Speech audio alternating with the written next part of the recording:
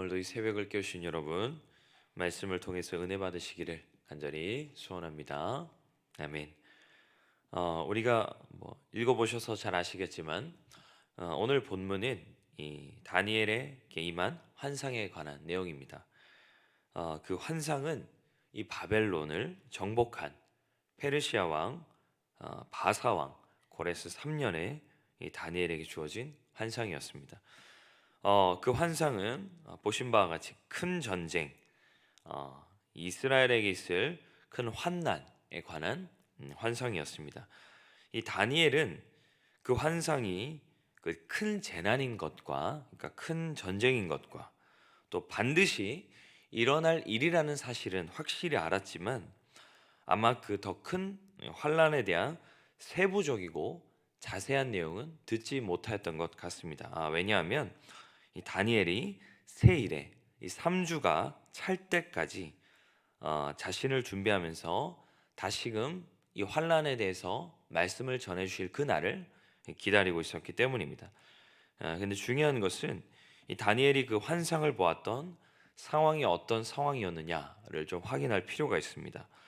이 당시 상황은 아까 말씀드린 것처럼 바벨론이 페르시아의 고레스 왕에게 정복당하고 3년이 되던 해입니다. 이때는 이 페르시아의 고레스가 유대인들에게 귀환 정책을 통해 고향으로 돌려보내고 있었던 시점입니다. 당시 시기는 수룹발벨과 세스바사를 중심으로 첫 귀향민이 예루살렘으로 떠난 지 얼마 안 된 시점이라는 거죠. 그러니까 이런 상황인 겁니다. 이제 바벨론의 포로 생활로 굉장히 힘들잖아요. 언제 이 포로 생활이 끝날까? 얼마나 이스라엘 백성들이 간절히 소원했겠습니까? 근데 드디어 첫 귀향민이 이스라엘로 가는 그 시점이라는 거예요. 이스라엘 마음은 어떤 마음이 들었을까요? 이제 포로 생활이 끝나려나 보다. 이제 이스라엘의 회복이 찾아오려나 보다. 굉장히 큰 기대와 소망을 가지고 앞으로 이제 행복한 날, 기쁜 날만 넘치겠구나. 그렇게 지금 기대하고 있는 시점에 물론 여전히 페르시아의 압제 속에 살아가는 현실이지만 그래도 이제 고향으로 돌아가는 작은 위로를 경험하면서 그러니까 앞으로 점점 하나님께서 이스라엘을 구원하시겠구나를 기대하는 그런 시점이라는 거죠. 그런 시점에 하나님께서 다니엘에게 큰 전쟁이 있을 것이라고 말씀을 하시는 겁니다. 얼마나 당황스러울까요? 얼마나 두려울까요?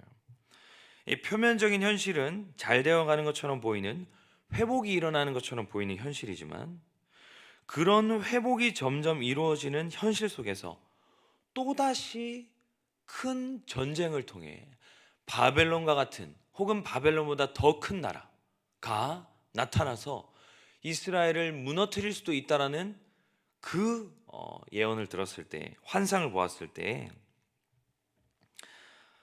이 다니엘의 심정은 아주 두려웠겠죠. 그래서 그는 두려운 마음으로 새 일의 3주를 기다렸을 것입니다. 하나님께서 어떤 환상을 보여주시려나. 그러니까 여기서 보면 금식을 하면서 그 기간을 보냈는데 아마 그런 일로 인해서 그 기간을 금식하면서 보냈을 것이죠. 그렇게 기다리던 다니엘에게 두려움 속에서 하나님께서 어떤 환상을 보여주실까 기다리던 다니엘에게 가장 먼저 보여주신 환상은 무엇이었을까요? 다니엘은 아마 얼마나 큰 환란이 있을지, 미래에 얼마나 큰 환란이 있을지를, 그 환란의 참혹한 장면들을 환상으로 보여주실 것을 두려움 속에서 생각하고 있었을지도 모르고, 혹은 이 참혹한 환란에 대한 메시지를 하나님의 음성이나 글씨를 통해서 보여주실 것을 예상하고 있었을지도 모르지만 놀랍게도 하나님께서는 어떤 환상을 가장 먼저 보여주셨느냐? 다니엘이 히뎃이라는 큰 강가에 서 있을 때 세마포 옷에 우바스 순금을 띤 한 존재를 보게 됩니다. 이 존재는 몸은 황옥이었고 그의 얼굴은 번개빛이었고 그의 눈은 횃불이었고 그의 팔과 발은 빛난 노시였고 말소리는 무리의 소리와 같은 그 존재를 발견하게 됩니다. 성경이 이 존재에 대해서 이렇게 묘사하는데 이것은 요한계시록에서 그리스도에 대해서 묘사하는 묘사와 굉장히 흡사합니다. 계시록 1장 12절에서 17절에 보면 그리스도를 이렇게 묘사하고 있습니다. 인자에 대해서 끌리는 옷, 가슴에 금띠, 눈은 불꽃과 같고 발은 빛난 주석과 같고 음성은 많은 물소리와 같고 얼굴은 해와 같더라. 굉장히 흡사하죠. 그러니까 지금 다니엘 앞에 히데겔이라는 큰 강가에 서 있는 다니엘 앞에 나타나신 그 존재는 바로 그리스도를 의미하는 것이죠. 그리고 동일합니다. 이 그리스도가 나타났을 때 요한계시록에 나오는 이 요한도 그 발 앞에 엎드려 죽은 자 같이 되었다고 나와 있는데 다니엘도 현현하신 그 그리스도 앞에 힘이 다 빠져서 죽은 자 같이 되어버린 것이죠. 나타난 그 존재는 단지 어떤 뛰어난 존재도 아니고 천사도 아니라 여호와 하나님이시고 그리스도의 현현이라신 것이죠. 그러면 왜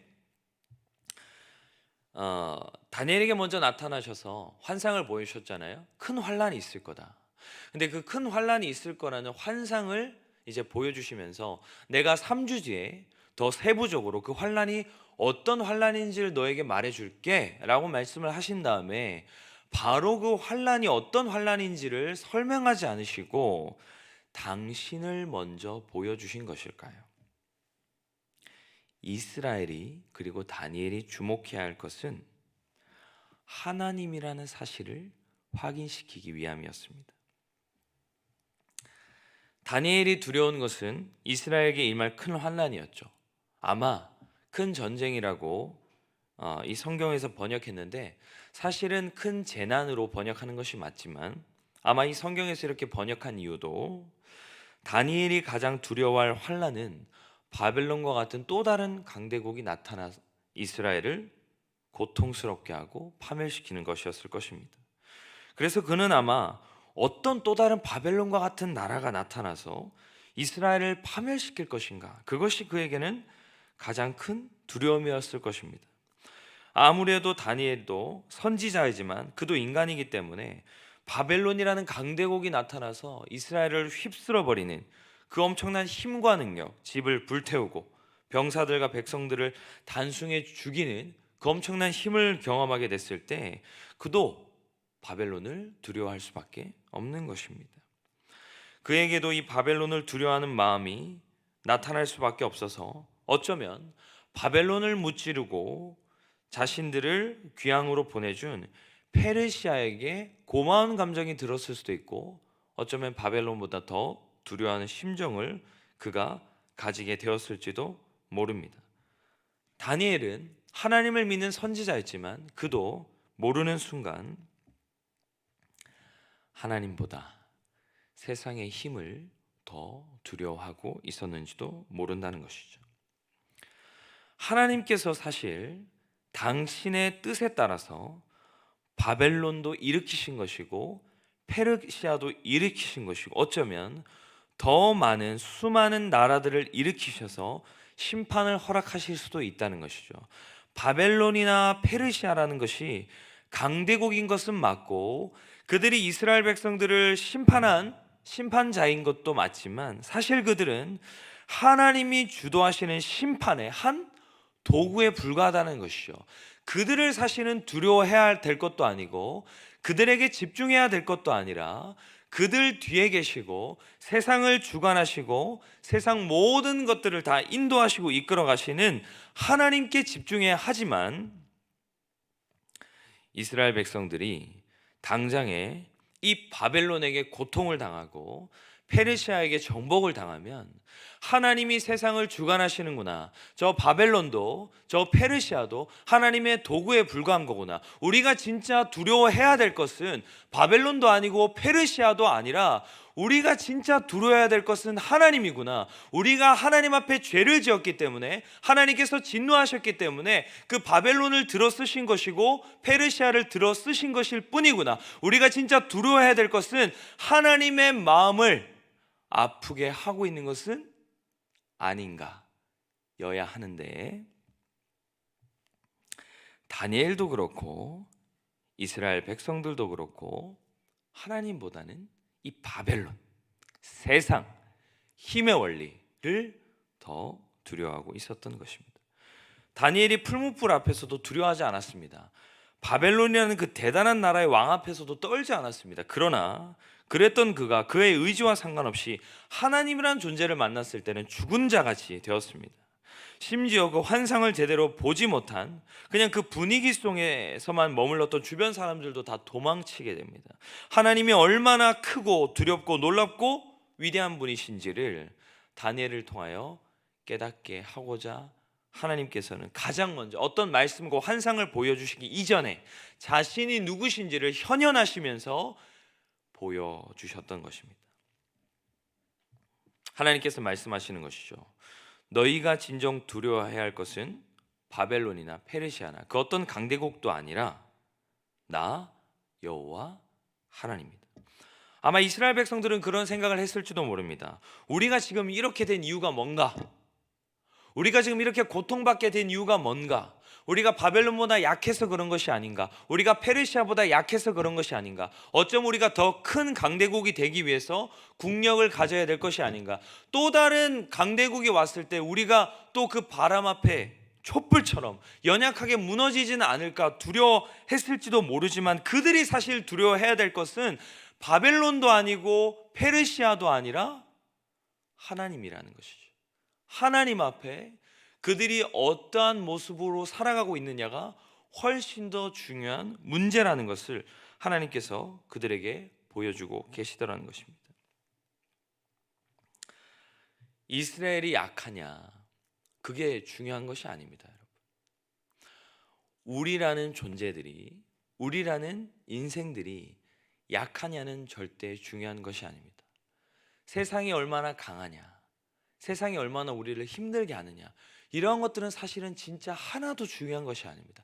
진짜 중요한 것이 뭐냐면요, 여러분, 우리가 하나님 앞에 바로 서 있느냐가 중요한 것입니다. 러시아가 얼마나 큰 강대국이냐, 이런 것들이 진짜 중요한 것도 아니고, 우리가 인생을 살아가는 가운데 우리가 정말 세상 속에서 살아갈 만한, 살아남을 수 있을 만한 무엇을 소유하고 있느냐, 이런 것들은 정말 중요하지 않습니다. 우리가 얼마나 큰 재력을 가지고 있냐, 얼마나 똑똑한 지혜를 가지고 있느냐, 우리가 얼마나 큰 스펙을 가지고 있느냐, 사실 이런 것들은 하나도 중요한 것이 아니라 우리가 과연 하나님 앞에서 올바로 서 있느냐, 그래서 그 하나님이 우리와 함께 하시고 하나님이 우리의 인생을 돌보시고 계시느냐, 그것이 가장 중요한 것이죠. 대한민국이 위태로운 것은 국력이나 재력이냐 그런 것들이 아닌 것입니다. 하나님이냐, 하나님이 우리와 함께 할 만한 나라이냐, 이것이 훨씬 더 중요하다는 사실을 하나님께서 우리에게 보여주고 계시는 것이죠. 다니엘이 그 환란을 보았습니다. 얼마나 두려웠겠습니까?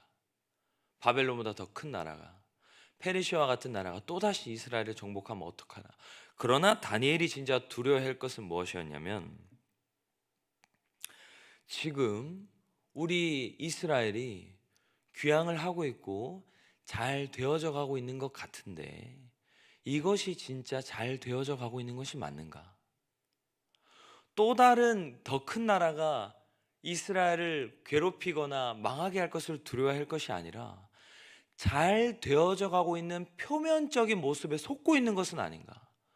또다시 우리 이스라엘 백성들이 지금 하나님 앞에 죄로, 잘못된 모습으로, 심판당하기에 마땅한 모습으로 나아가고 있지는 않은가? 그래서 하나님께서 또다시 그 무서운 능력과 심판으로 이스라엘을 심판하려고 하시는 것은 아닌가? 라는 그 하나님에 대한 두려움을 가지고 우리가 지금 다시 한번 하나님 앞에 엎드리고 깨어 있어야 되지 않은가? 70년, 훨씬 더 많은 시간 동안 우리가 하나님의 심판을 경험했음에도 불구하고 여전히 하나님을 사랑하지 않고, 하나님을 귀하게 여기지 않고, 하나님을 위대하게 여기지 않고, 바벨론을 두려워하고 있고 페르시아를 두려워하고 있고, 여전히 하나님을 사랑하지 않고 죄악 속에서 살아가고 있는 우리의 모습은 아닌가? 이것을 집중하고 자신의 모습을 돌아봄으로 하나님 앞에 얼마나 우리는 바로 서 있는가를 집중해야 된다는 것을 하나님께서 우리에게 보여주고 계신다는 것입니다. 여러분, 우리가 진짜 잘 되어져 가고 있다는 것이 어떤 의미일까요? 대한민국이 지금 선진국이죠.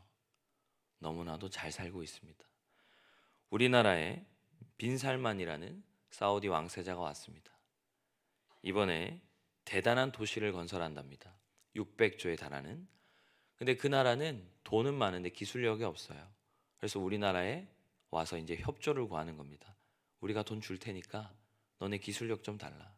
그래서 우리나라가 지금 그걸 통해서 더 큰 선진국으로 발돋움할 수 있는 엄청난 지금 기로에 서 있습니다. 일본은 가지도 않았습니다. 빈살만이. 우리나라를 훨씬 더 가치 있게 평가한 거거든요. 잘 되고 있는 것 같습니까, 여러분? 정말로요? 우리는 거기에 집중할 때가 아니라 이태원 사건에 더 집중해야 됩니다. 하나님이 진짜 우리에게 말씀하시는 것이 뭔가? 표면적으로 귀향을 하고 있으니까 잘 되어져 가는 거다? 아니라는 거죠. 이스라엘 백성들이 표면적으로는 잘 되어 가고 있는 것 같지만 하나님 보시기에는 잘 되어 가고 있는 것이 아니라는 것입니다. 그들이 또 무너질 것을, 타락할 것을 염려하고 계시는 것이죠. 지금 이 시기에 우리가 어떻게 해야 될 시기일까요? 대한민국 선진국이다. 너무 좋다. 우리 지금 다들 너무 잘 살잖아요. 좋은 집에, 좋은 차에 다들 너무 잘 살잖아요.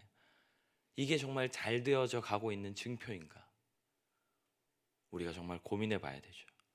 하나님 앞에 어떻게 살아가고 있는가? 이것이 정말 우리가 잘 되어져 가고 있는 증표인지를 우리가 확인하는 것이어야 하고, 또한 이것이 우리가 하나님 앞에서 우리의 인생을 또한 돌아보는 것이어야 합니다. 사랑하는 성도 여러분,